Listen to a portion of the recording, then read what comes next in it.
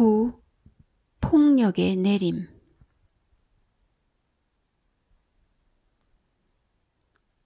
휴학했을 때 은택은 졸업을 포기했었다. 하지만 운이 다 학교를 마저 다닐 수 있었고 졸업 후에는 무엇이든 시작해볼 수 있으리라는 기대를 가지게 되었다. 은택은 졸업시험을 끝으로 학교를 마칠 수 있었다. 학생들이 붐비는 캠퍼스에서 만삭이 된 배를 보이지 않게 된 것도 다행스러웠다. 일단은 시간제로 하던 일을 접고 출산을 해야 했다. 아기용품을 구비하기에 생활이 넉넉지 않아 이불 가게에서 저렴한 아기 싸개와 포대기를 샀다. 아기의 베네저고리도 좋은 상표가 붙은 것을 구매하기는 어려웠다. 그런데 은택은 그만두려 했던 시간제 일을 풀타임으로 바꿔서 해달라는 제안을 받았다. 하여 아기를 낳기 전까지 꼬박 일을 해야만 되었다. 일을 하여 한 푼이라도 벌 수 있음이 힘들기보다는 기쁨으로 다가왔다.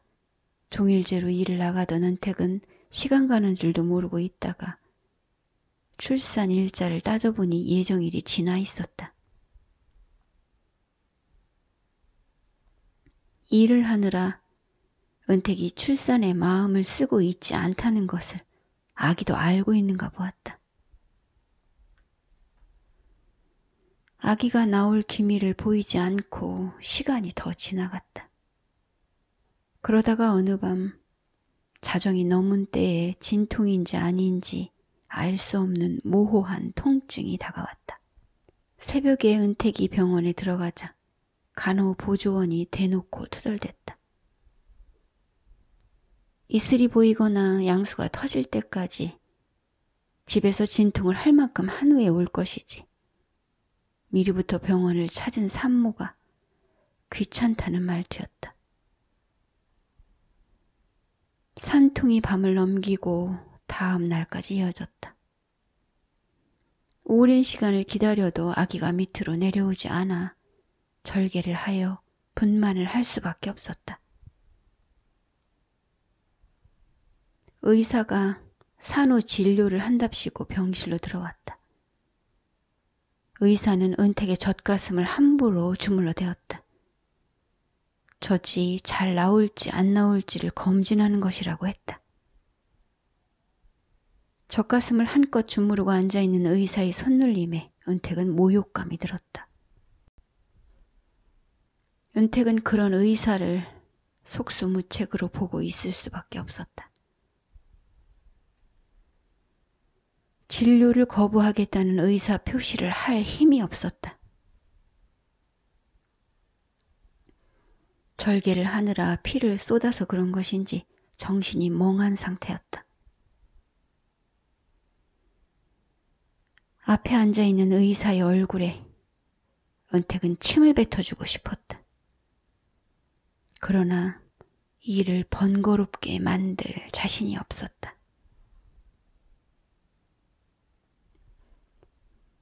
인간이라고 태어난 것들은 왜 다 이 모양인 것일까?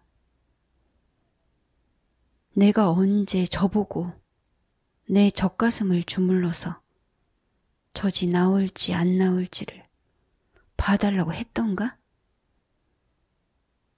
제 진찰 영역도 아닌 젖가슴을 마구 주물러대며 천한 누나를 굴리는 저 남자에게도 신께서는 다른 사람과 똑같은 양의 자비를 내려준다는 말인가? 절개 후 과다출혈을 해서 무방비 상태로 앉아있는 산모에게 의사란 것이 이래도 되는 것일까? 의사가 문질러대던 손을 멈추었다. 은택은 왠지 웃음이 나왔다. 의사가 나가자 용연네와 작은 딸이 입원실로 들어서는 것이 보였다. 신발을 벗고 온돌방에 앉은 그들은 한동안 말이 없었다. 얼결에 만나서 그런 것인지 서로 대면대면한 것 같았다.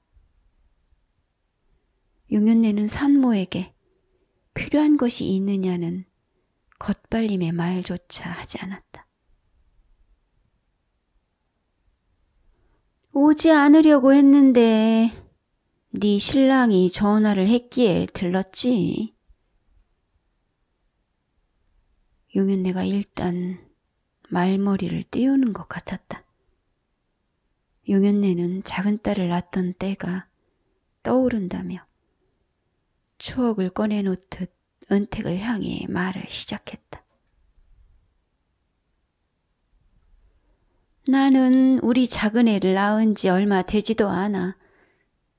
들에 일하러 나갔었지. 갓난아이를 키우는 와중에도 너를 앉혀놓고 받아쓰기도 시키고 산수도 가르치고 자식 교육에 힘을 썼어. 너를 바르게 훈육하느라 힘들어도 힘든지도 모르고 착착 계획을 세워서 내가 해야 할 바를 다 해나갔어. 사실상 나는 어미로서 알짜배기 인생을 살았다고 할 수 있지.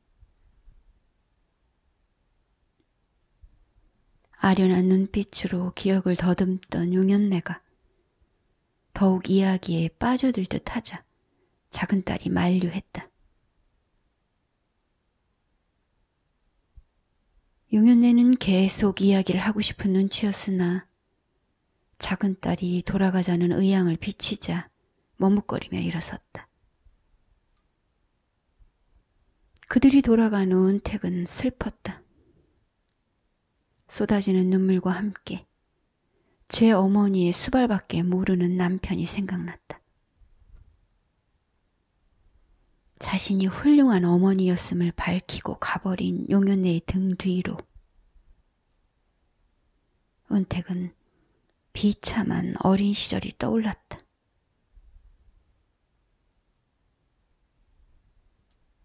용연내는 성난 짐승 같았다.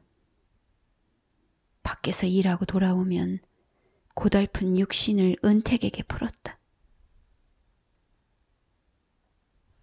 당시 시골 여자들은 모두 논밭의 일을 해야 했으므로 용연내만 고된 것이 아니었다. 다만 남편 없이 가난한 살림을 꾸려갔을 테니 적잖은 고생을 했을 것이었다. 일을 하다가도 동네 사람으로부터 기분 나쁜 말을 들으면 용연내는 집으로 돌아와 은택에게 화풀이를 했다.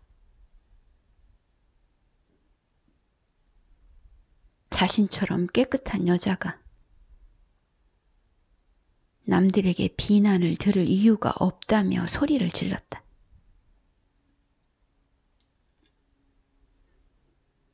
용연내는 주변 사람으로부터 오는 어떤 말도 수용하지 못했다. 감정을 주체하지 못하는 용연내는 은택의 머리를 틀어잡고 집안의 여기저기를 끌고 다녔다. 그러다가 휘어잡은 머리끄덩이를 모서리에 박아댔다. 머리카락 사이로 보이는 흰 살들이 모조리 붉은 물이 들 때까지, 앞이마가 깨질 대로 깨져 피가 엉길 때까지 머리는 짓지어졌다. 소리를 지르며 날뛰던 용연내가 틀어쥐었던 머리채를 놓았는데도 은택은 자해를 하듯 모서리에 머리를 찍어대고 있었다. 용연내가 잠시 폭력을 멈추면 은택은 몸을 한껏 옹그렸다. 그러면 또다시 옹그리고 앉은 모습이 청승을 떠는 것 같아 못 봐주겠다며 소리를 박박 질러대다가 매질을 시작했다. 채찍을 맞듯 은택은 계속 맞았다. 어디에서 찾아온 것인지 윤내가 쇠막대기를 가져와 내려치기 시작했다. 끄트머리가 고리 모양으로 굴려진 쇠막대기는 공중에 옅은 쇳소리를 일으키며 은택의 몸을 쳐댔다. 그것으로도 성이 차지 않으면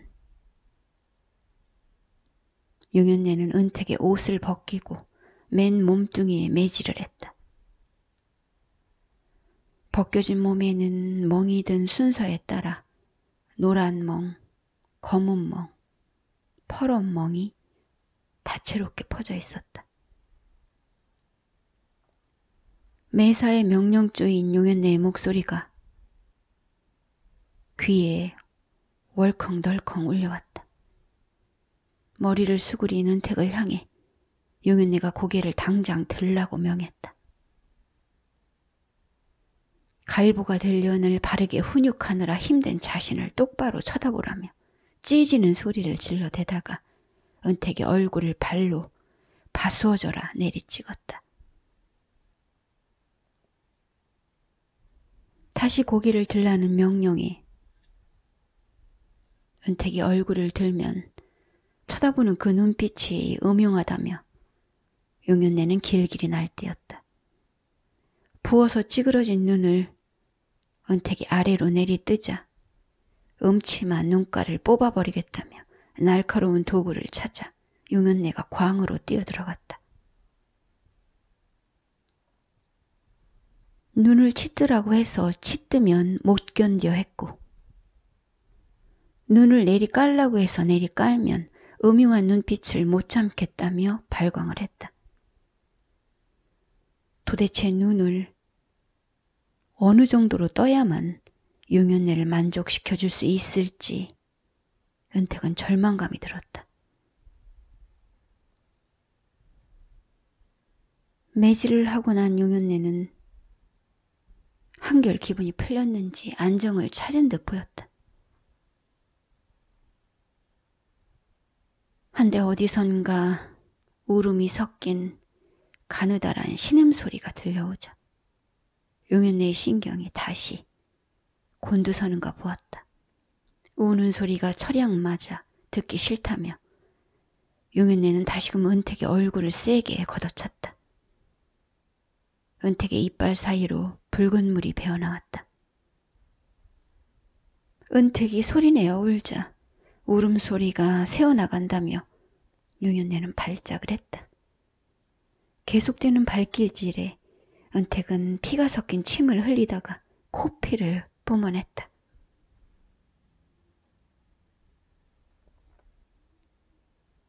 피를 본 용연내는 광분한 것 같았다. 무자비한 발길질이 더 이어졌다. 은택이 바닥에 꺼부러지자 얼핏 발길질이 멈춘 듯 했다. 참혹한 얼굴로 은택이 용연내를 올려다보았다. 뜻밖에도 용연내의 얼굴에 웃음이 어려 있었다. 득이만만한 표정을 띠고 용연내가 마지막 훈계를 했다. 네가 맞아서 내 화가 풀리니 얼마나 좋으냐? 감사하게 여길 일이지 눈을 부릅뜰 일이 아니다. 용연내는 자신이 매를 아끼지 않고 훈육했기에 은택의 갈보가 되지 않고 그나마 사람 행세를 하는 것이라며 양양거렸다. 하여 은택이 잘 되면 그것은 모두 자신의 덕택이라고 했다. 이제 와서 용연내를 어찌 해보겠다는 마음은 아닌데 은택은 끊임없이 흐르는 눈물의 이유를 알 수 없었다.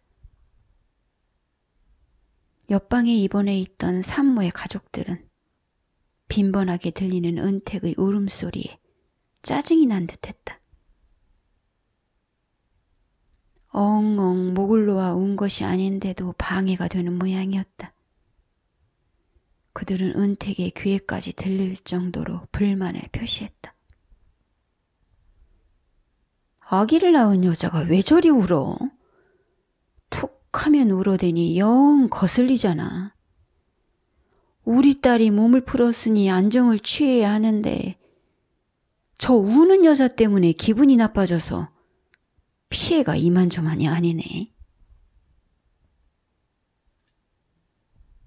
입원실에 창문이 없어. 드나드는 문을 조금 열어놓았는데 그 사이로 옆방 사람들의 불만이 뚜렷하게 들려오자 은택은 흐느끼던 소리를 멈추었다.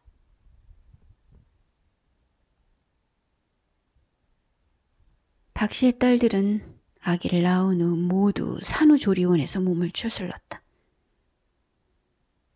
조리원이라는 시설이 희소하여 큰돈이 드는데도 아까운 줄 모르고 산모에게 정성을 쏟았다.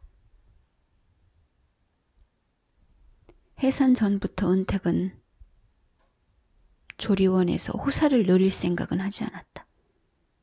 산후조리원에 가는 것은 낭비가 될 뿐 필요가 없을 것 같다고 은택이 남편에게 미리 말해놓았다.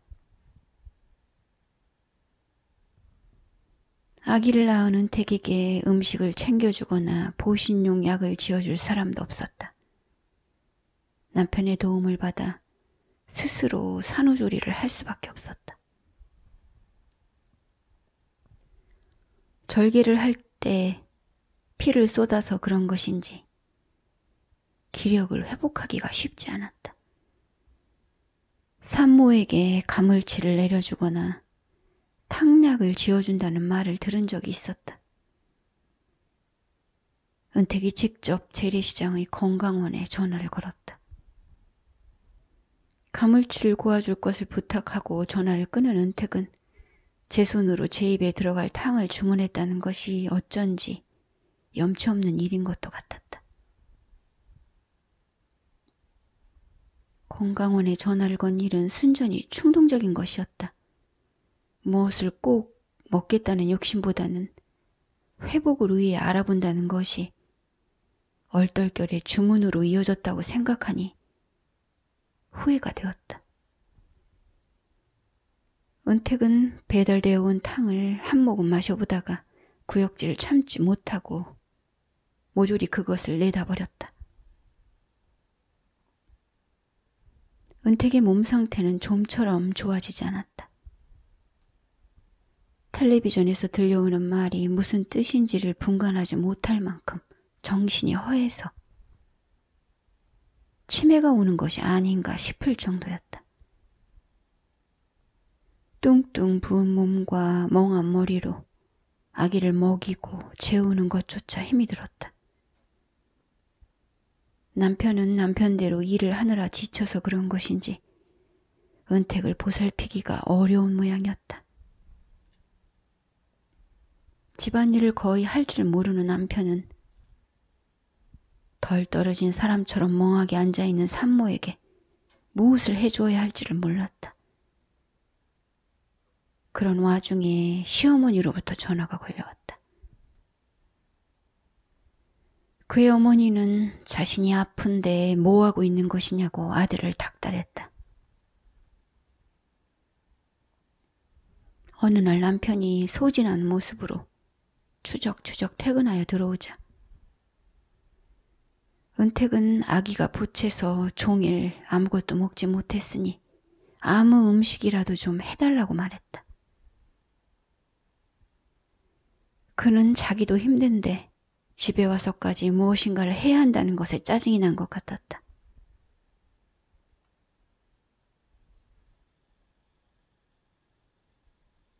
제 입에 들어갈 음식조차 챙겨 먹지 못하고 칭얼거리는 은택에게 화가 북받치는가 보았다. 딸 자식이 아기를 낳았는데 바라지는커녕 전화 한 통도 없는 장모에게 견딜 수 없는 감정이 올라왔다. 그는 참았던 화를 분출했다. 내가 왜 음식까지 해가며 네 치닥거리를 해야 되는데? 신경질적인 말투에 은택도 지지 않고 대꾸했다. 남편이 산후조리를 도와주지 않으면 그럼 누가 해줘야 되는 건데? 네 엄마는 뭐하고 내가 왜 네 산후조리를 해줘야 되는 거냐고. 그럼 네 엄마는 뭐하니? 네 엄마도 어머니야. 애를 낳고 허우적거리는 며느리에게 전화 한 통 없이 천연덕스레 손을 놓고 앉아있는 네 어머니는 당연한 것이니?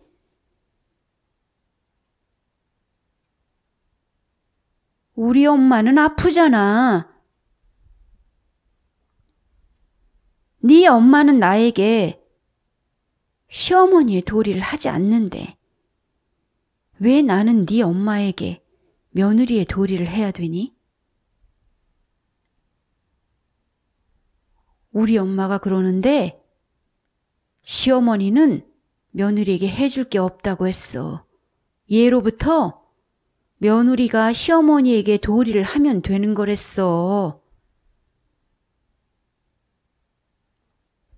내가 힘들 때 나를 도와주지 않는 시집 식구들을 위해 나는 도리를 하고 희생을 하라.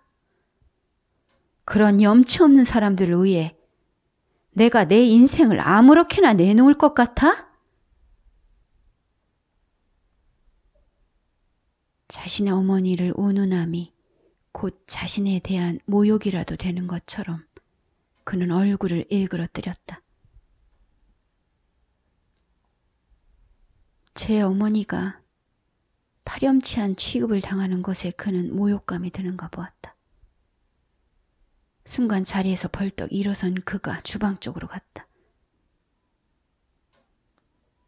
주방에서 가위를 들고 나온 그는 아기에게 다가갔다. 가위를 아기에게 들이댄 후 잘라 죽이는 신용을 하며 아기 같은 것은 필요 없다고 그가 소리쳤다. 제 어머니에게 사로잡혀 정신이 나간 것처럼 보이는 그는 새끼도 알아보지 못할 정도로 눈이 뒤집혀 있었다. 아기가 뱃속에 있었을 때 은택에게 폭력을 썼던 것으로도 모자라 갓 태어난 아기에게 가위를 들이대며 그는 미쳐 있었다. 자신의 어머니를 보호하는 일만이 일생일대의 임무인 양 왜골이 되어 있었다. 은택이 옷장 옆에 세워두었던 걸레자루를 빼어들었다. 그가 미친 이유는 시어머니 때문이라는 생각이 들자 앞으로 은택은 시집 사람들을 보지 않으리라는 확약을 가슴에 박아 넣었다. 머리가 도운 여자처럼 혼잣말을 중얼거리고 있던 은택이 빼어들고 있던 걸레자루로 남편을 쳐댔다. 급작스러운 걸레자루의 공격에 그가 고통스러운 듯 몸을 움츠렸다. 너는 네 한 몸 맞는 것이지만 난 뱃속에 아기가 있는 몸으로 너에게 맞았어. 앞으로 네 엄마에 대한 도리는 네가 직접 해. 나에게 해달라고 의존하거나 원망하지 말고. 네 엄마는 네 아버지와 너희 집 자식들이 직접 모시라고. 알아들었니?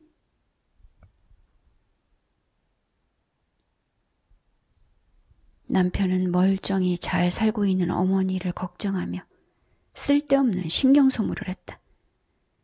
부모나 형제들이 바람을 넣으면 그 장단에 춤을 추느라 얼이 나가 있었다. 그는 마치 자기 영혼이 없는 헛개비 같아 보였다. 제 어머니에 대한 얘기만 나왔다 하면 절대 보호를 해야 되는 것처럼 과민한 반응을 했다. 아기에게 가위를 들이댈 만큼 이성을 잃은 그는 망령이 든 사람 같았다. 걸레자루를 던져버리고 보니 아기가 옆에 누워서 눈을 말똥거리고 있었다. 끊어질 듯이 아픈 허리를 굽혀서 은택은 아기를 등에 업었다. 머리를 가누지도 못하는 아기를 포대기로 동이인 후 집을 나왔다. 밖으로 나왔으나 갈 곳이 없었다.